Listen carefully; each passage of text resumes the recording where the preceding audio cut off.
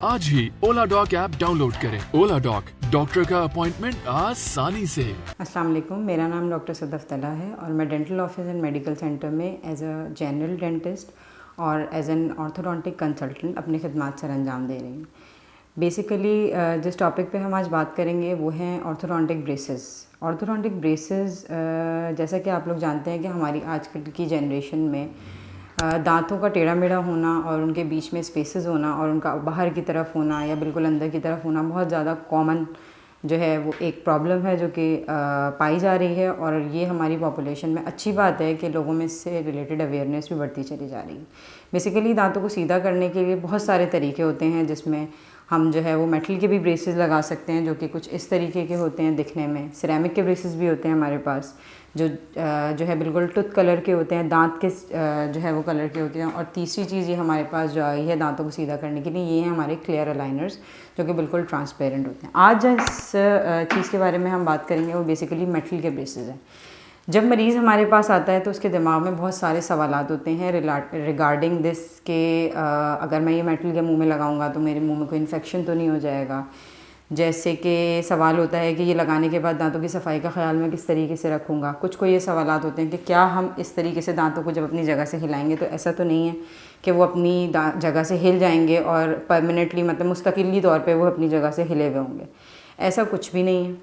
Basically जो पहला सवाल है जो लोगों के दिमाग में कॉमनली आ रहा होता है वो ये होता है कि कोई इन्फेक्शन ना हो जाए। तो ये जो मेटल हम इसमें इस्तेमाल कर रहे होते हैं या जो मेटल्स इसमें यूज़ हो रहे होते हैं वो बिल्कुल ही बायोकम्पैटिबल होते हैं और इंसानी जिस्म की बर्दाश्त को दिमाग में रखते हुए ही डिज़ाइन किए गए हैं। दूसरी चीज़ ये कि सिर्फ एक कंडीशन ऐसी होती है जिसमें चांसेस होते हैं, वो ये कि आपको किसी भी मेटल से एलर्जी ना हो। इसके अलावा इसका कोई भी साइड इफ़ेक्ट या कोई नुकसान नहीं होता मुँह में लगाने का। दूसरा जो पेशेंट को क्वेरी होती है, जो गलत फहमी जो पेशेंट के मरीज़ के अंदर पाई जाती है वो ये होती है कि हमारे दांत इससे हिल ना जाए। तो जब हम ब्रेसेस लगा के उसमें वायर पास करके तारों के ज़रिए दांतों को सीधा करते हैं तो हम इतनी हल्की फोर्सेस पे ये काम कर रहे होते हैं कि हड्डी एक जगह से घुल भी रही होती है और दूसरी तरफ वो बन भी रही होती है। तो जो पेशेंट को ये वाली गलतफहमी जो होती है कि मेरे दांत हिल जाएंगे ये लगाने से, वो भी बिल्कुल ख़त्म हो जाती है इससे, क्योंकि दांतों को इतनी हल्की फोर्स लगाकर मूव किया जाता है जो कि इंसानी दांत बिल्कुल बर्दाश्त कर सकता है। तीसरा मसला होता है दांतों की सफाई का। तो जिस वक्त ब्रेसेस आपको लगाए जाते हैं उस वक्त दांतों की सफाई का बिल्कुल तरीका आपको सिखाया जाता है। ऐसा नहीं है कि आपको इसमें थोड़ी सी नॉर्मल से ज़्यादा मुश्किल होती है, बट वो तरीका जब हम आपको सिखा देते हैं तो वो आपके लिए बहुत ईजी हो जाता है।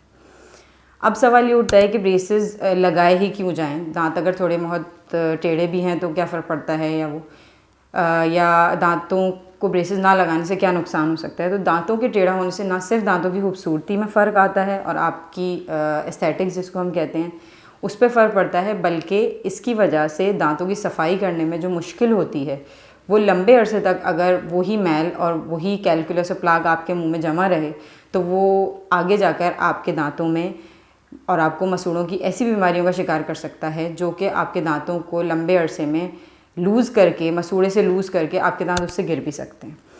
तो ना सिर्फ आपके दांतों की खूबसूरती में ब्रेसेस से इजाफा होता है, बल्कि दांत सीधे होने के बाद दांतों की सफाई का ख्याल रखना भी आपके लिए आसान हो जाता है।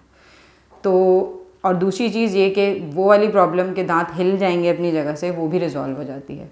तो ब्रेसेस के जो भी नुकसानात हैं वो सिर्फ नुकसानात में सिर्फ एक नुकसान ये है कि अगर पेशेंट इसमें मरीज़ अपने दांतों की सफाई का ख्याल ना रखे तो इससे दांतों को नुकसान पहुंच सकता है। और वो नुकसान ये होता है कि मसूड़े कमज़ोर हो जाते हैं, लेकिन उसका रीज़न भी ब्रेसेस नहीं होते, बल्कि बेसिकली वो मैल और वो कैलकुलस होता है जो कि पेशेंट साफ़ नहीं कर रहा होता और वो जमा होते होते हड्डी को घोलना शुरू कर देता है और हड्डी घुलते घुलते जो है वो दांतों को छोड़ देती है। इसके अलावा ब्रेसेस का कोई नुकसान नहीं है, ये ट्रीटमेंट आप बआसानी करवा सकते हैं और इसका कोई साइड इफ़ेक्ट आपके दांतों पर नहीं आएगा। एक और ज़रूरी बात जो मैं यहाँ पर करना चाहूँगी वो ये है कि अक्सर ही मरीज़ के दिमाग में या बच्चों के पेरेंट्स के दिमाग में ये वाला ख्याल आता है कि जब बच्चा 12 साल का होगा जब ही हम किसी ऑर्थोडोंटिक कंसल्टेंट के पास जाएंगे या ऑर्थोडोंटिक्स से रिलेटेड कोई कंसल्टेशन लेंगे या ब्रेसेस लगवाएंगे, तो ये बिल्कुल ही जो है वो एक ऐसी बात है कि इसका ख्याल रखना ज़रूरी है कि आप ज़रूरी नहीं है कि बच्चे की 12 साल का वेट करें, बल्कि आपको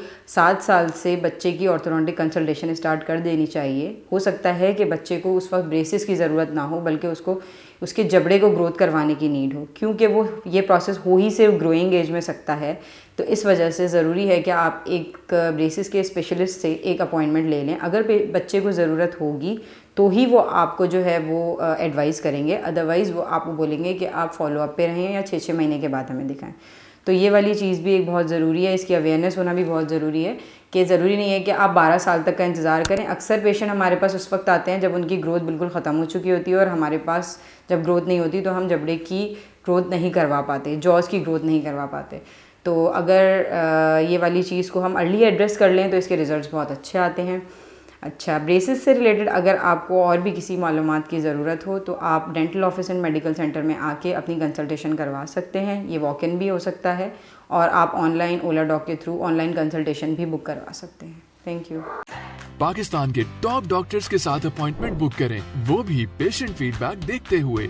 आज ही ओला डॉक ऐप डाउनलोड करें। ओला डॉक, डॉक्टर का अपॉइंटमेंट आसानी से।